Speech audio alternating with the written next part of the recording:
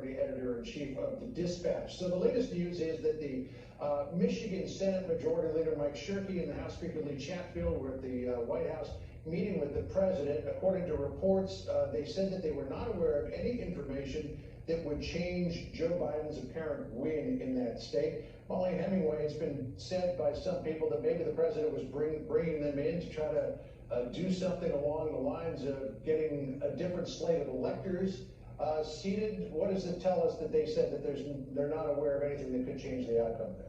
Well, it seems everything is proceeding along a certain course, and barring any major surprises, Joe Biden will win the Electoral College and be inaugurated on January 21st. At the same time, there have been reports of election problems, either at the mail-in ballot level or at the vote counting level in various states. And these are issues of concern to Republicans, not just for this election, but really for all elections going forward. This idea that you need to be able to believe these elections have integrity. And the allegations that have been put forth thus far say that there are different standards for how votes are counted depending on what regions of the state they're in. And blue areas have lower standards than red areas, and that this is a problem. And so I think this is a major issue for Republicans, even if it's not going to affect the particulars of this election. The reason why you're seeing so many Republicans united about it is because this is a very legitimate concern. And this year, when we had this widespread lurch into mail-in voting at the same time that we decreased standards for that, it is reasonable that people would want that to be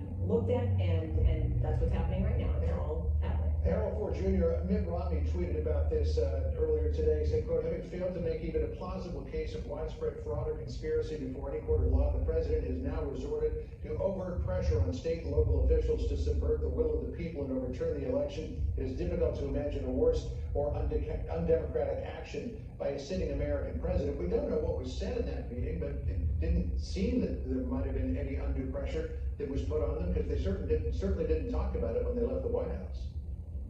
Well, first, thanks for having me on. There are 28 judges across many of the states that we've talked about tonight and have been talked about in our network for some time that have said there's no evidence of what the president is saying and his team is saying, and they dismissed those suits. The president-elect enjoys a 70 electoral vote lead. Vice President President-elect Biden does. He enjoys a 7 million vote lead. Michigan, he won by 150,000 votes. The thing that's most disturbing right now for me, the president has every right to ask for every vote to be counted, and they should.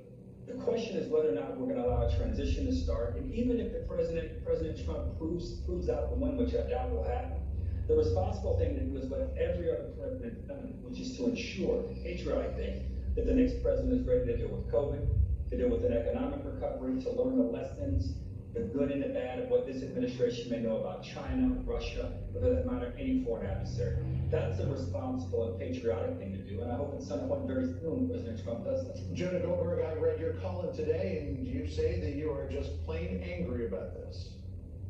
Yeah, Donald Trump is trying to steal an election by pretending that the Democrats have stolen the election.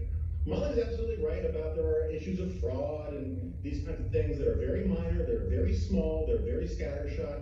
They don't hold up very well in front of judges, but there's something that we should hear about in the long term. That's not what Rudy Giuliani and Sidney Powell and the President of the United States are saying. They are alleging an insane, bat guano, crazy conspiracy theory where Rudy Giuliani is actually saying that most ballots are counted out of the country.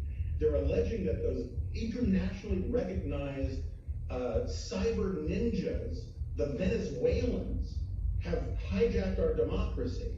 And while I don't think that Donald Trump thinks he's going to pull it off, he's trying to keep his options open. And one of the options he would like to keep open is to literally steal an election by claiming that the Democratic Party has stolen an election. It's a pervasive, unpatriotic lie. And we shouldn't just sort of, look, I care about voter fraud, but saying that this is an important story because it illuminates voter fraud is like saying the Watergate burglary is an important story because it highlighted the problems with security at the Watergate Hotel. It's missing the point. Mollie, we've got 30 seconds here in this segment. What do you say about that? Well, there are really serious things here, even including in Michigan, where people were pressured into saying that a vote was certified when they felt that they were bullied and their children were doxxed and whatnot. These are things that people should be outraged about. But it is really, really hard to hear someone say that this is inappropriate when for 4 years we had people allege that the 2016 election was stolen through a conspiracy of collusion, or to not say anything against people saying that, to let that conspiracy theory run wild for 4 years and not to be upset about what that did to the country is really problematic, and it makes it hard to take people seriously when they're worried about going to a court of law to talk about legitimate elections. Let Jonah get a quick thought in here. Go ahead, Jonah. Yeah, that's not. Trump's lawyers are failing time and time again when they go to court because they're not allowed to lie. Donald Trump, Rudy Giuliani, and Sidney Powell are constantly lying. And whatever baggage you might have about the Russia collusion stuff and the conspiracy theories about all of that, that does not give the President of the United States the permission structure to be the first sitting president in American history to refuse to concede a lawful and clear election that he lost. We're going to have to leave it there, panel, because we won't have any time for the next round. When we come back, the Friday lightning round with the latest on the coronavirus pandemic, plus winners and losers. Stay with us.